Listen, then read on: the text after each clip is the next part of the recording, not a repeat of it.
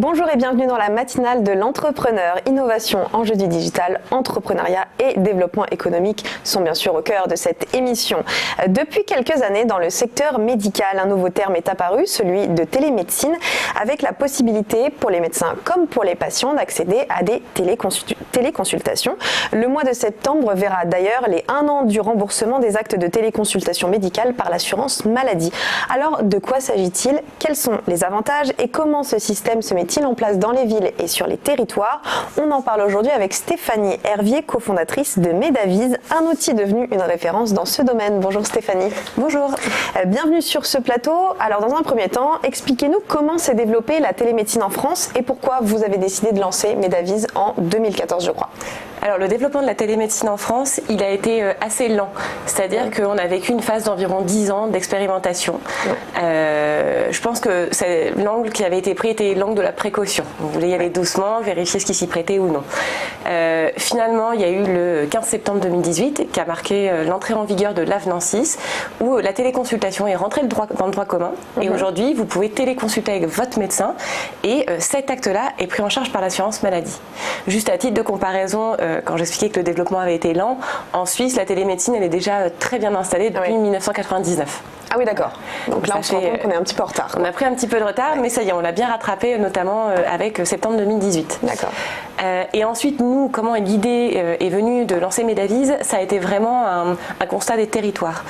Parmi les fondateurs, il y a le docteur Jean Spalajkovic, qui est médecin, et qui était directeur de l'hôpital à domicile de Lorient. Et dans ce cadre-là, lui, il était obligé finalement d'apporter une réponse permanente aux patients. Et il était très souvent sollicité par les EHPAD du coin, parce que la nuit, le week-end, il n'y avait pas toujours de médecins et donc le personnel soignant faisait appel à son HAD pour avoir des levées de doute sur certains patients. Et c'est dans ce cadre-là qu'on s'est vraiment rendu compte qu'il y avait un besoin d'accès médical sur les territoires. Alors justement, quels sont finalement les avantages de consulter son médecin à distance? Il y en a certains qui sont un peu réticents à cette idée. Quels sont ces avantages du coup? Alors, j'ai commencé par l'autre prisme. Chez Medavise, pour nous, ce qui est très important, c'est le médecin avant tout. Donc déjà, c'est pour les médecins où il y a énormément d'avantages. Parmi les avantages, il y a un vrai gain de temps à faire de la téléconsultation. Accessoirement, mais ça a son importance, ils sont rémunérés pour des actes pour lesquels ils n'étaient pas rémunérés auparavant.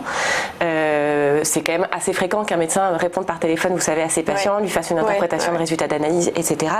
Désormais, cet acte, il va être rémunéré et surtout, il va y avoir une traçabilité parce que les médecins doivent utiliser un outil comme Medavise et dans ces outils-là, on trace ces échanges. Donc voilà, beaucoup d'avantages pour les médecins et ça les aide aussi dans l'organisation de leur temps. Et après, il y a quand même une limite au diagnostic des médecins quand c'est à distance comme ça.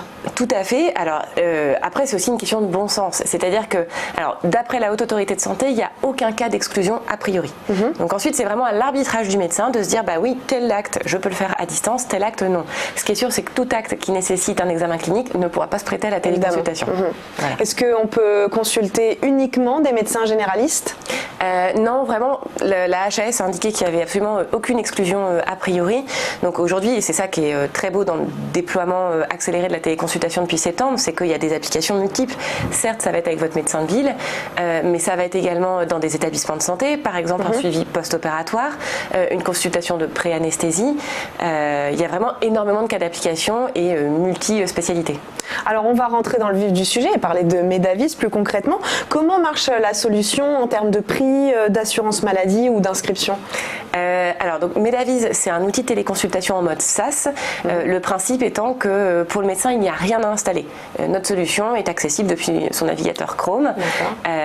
Il s'inscrit en quelques clics sur notre site internet et surtout on a un modèle freemium qui fait que la brique de téléconsultation de base, c'est-à-dire la visioconférence, les échanges de documents, la transmission de documents, la facturation, le remboursement, tout ça est bien entendu sécurisé et c'est gratuit pour le médecin. Et ensuite, on commercialise des modules qu'on a appelés organisationnels pour aider notamment les médecins, je pense qu'on y reviendra, qui se regroupent à organiser leur temps médical. Alors, vous l'aviez dit, pour permettre une permanence des soins, Medavise se déploie aussi dans les établissements de santé et des organisations de soins locales. Comment vous avez pu mettre tout ça en place? Alors d'une part, il y a une vraie impulsion réglementaire, c'est-à-dire que dans le plan Ma Santé 2022, il y a un objectif de création de, je crois que c'est 1000 CPTS. Les CPTS, ce sont les communautés professionnelles territoriales de santé, et en fait ce sont des professionnels de santé qui se regroupent pour fluidifier le parcours de soins du patient. Et aujourd'hui, nous, ce qu'on propose, déjà d'ailleurs, c'est on va voir certaines CPTS et on leur propose de mettre en place une continuité de soins à échelle du territoire, notamment avec des systèmes de garde entre les médecins. Et cette continuité de soins est assurée en téléconsultation et donc elle respecte le parcours de soins. Et si on fait un petit bilan aujourd'hui depuis la création de la société, combien de téléconsultations ont été réalisées? J'imagine que ça doit être un peu dur à chiffrer, mais... Non, donc on a créé Medavise en 2014. Alors officiellement sur notre site internet, je crois qu'on marque plus de 20 000 téléconsultations. Okay. On est plutôt à 25 000 aujourd'hui. Aujourd'hui, on a environ 500 médecins utilisateurs, mais c'est vraiment en croissance exponentielle. Là, on a des demandes chaque jour. Et et on commence à accompagner aussi les premières organisations territoriales. Et donc, effectivement, la télémédecine répond à ce problème de désertification médicale dans les territoires. C'est un enjeu de taille aujourd'hui, à condition d'avoir une bonne connexion Internet et une bonne maîtrise de l'outil numérique, ce qui n'est pas toujours le cas dans certains territoires et pour certaines personnes, notamment les personnes âgées. Est-ce que finalement, c'est pas contradictoire? Alors, vous avez raison. D'ailleurs, je ne suis pas rentrée dans le détail réglementaire, mais effectivement, aujourd'hui, pour que la téléconsultation soit remboursée, elle doit avoir lieu par visioconférence. Mais là où vous avez raison, c'est que très souvent, déserts numériques et déserts médicaux, ça va de pair. C'est pas systématique, mais c'est quand même assez fréquent. Et en l'occurrence, nous, on milite pour qu'il y ait un accès en téléconsultation en mode qu'on appellerait dégradé, en mode téléphonique. Finalement, de même que quand vous avez une urgence, vous appelez le centre 15 par téléphone, nous on milite pour que la téléconsultation puisse dans certains cas être effectuée par téléphone. Et comment vous évaluez votre business model sur Medavise? Dans le sens, qu'est-ce qu'on propose, c'est ça? Donc, quel est aujourd'hui votre business model? Comment est-ce que vous gagnez Comment est-ce qu'on gagne de l'argent? Tout simplement. Donc, je vous expliquais, l'accès à la brique de base, elle est gratuite en mode freemium pour les médecins. Pourquoi est-ce qu'on a fait ce choix-là? C'est pour lever une des barrières en fait, à l'usage de la téléconsultation. Aujourd'hui, il y a encore beaucoup de freins. Le prix est l'un d'entre eux. Donc, proposer un outil simple gratuitement, ça permet de lever déjà un premier frein. Après, nous, comment est-ce qu'on gagne de l'argent? Justement, avec ces modules organisationnels qu'on propose à la fois à des établissements de santé et des territoires, où là c'est avec un coût de licence et on leur permet vraiment de garantir des continuités de soins. Alors maintenant une question un peu plus personnelle, quel a été votre parcours et ce qui vous a donné envie de vous lancer dans ce domaine? Est-ce que vous étiez déjà dans le domaine médical avant de lancer Medavise? Pas du tout, pas du tout. J'ai fait une école de commerce et ensuite je travaillais en marketing.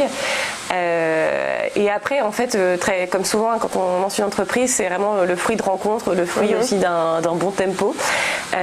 Et en fait, on était avec... Vous êtes 3, c'est ça, à avoir lancé le... On était 4 fondateurs. On était 4 fondateurs au départ. Et justement, donc, il y a le docteur Jean Spalaïkovic qui est médecin et qui nous a vraiment fait part, lui, de ce besoin qu'il ressentait sur les territoires. Il y avait Guillaume Lesdo et moi qui, pour le coup, avions un profil plus business. Mais on avait vraiment l'expérience du patient. Vous savez, nous, Guillaume et moi, on avait la chance d'avoir des copains médecins à appeler quand on a un souci pour éviter justement l'attente, les rendez-vous, etc. Et donc, il y a vraiment eu ce constat territoire et patient et qui fait qu'on s'est lancé à ce moment-là. Et on avait également notre directeur technique qui s'appelle aussi Guillaume.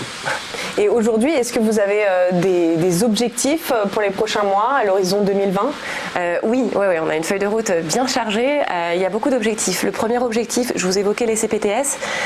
On souhaite accompagner 30% des CPTS qui vont se créer d'ici 2022. Ça, c'est vraiment un point très important pour nous pour faciliter l'accès aux soins sur les territoires. C'est vraiment notre mission première. Autre chose également, on prépare la téléexpertise. À partir de janvier, un médecin pourra solliciter un de ses confrères pour un avis de spécialiste. Et ces actes-là, ils seront rémunérés pour les médecins. Mais ici encore, il faut pouvoir les équiper avec un outil qui est sécurisé, qui est simple, qui est fluide, etc. Donc c'est un autre objectif. Et voilà, plus globalement, encore une fois, notre mission, notre objectif à terme, c'est que on facilite l'accès au temps médical et aux soins un peu partout en France. On vous souhaite de réussir. En tout cas, c'est une belle société que vous êtes venue nous présenter, Medavise, donc je rappelle, qui a été cofondée par notre invitée Stéphanie Hervier. Merci beaucoup de nous avoir suivis dans cette matinale de l'entrepreneur. Je vous souhaite une excellente journée. À très vite.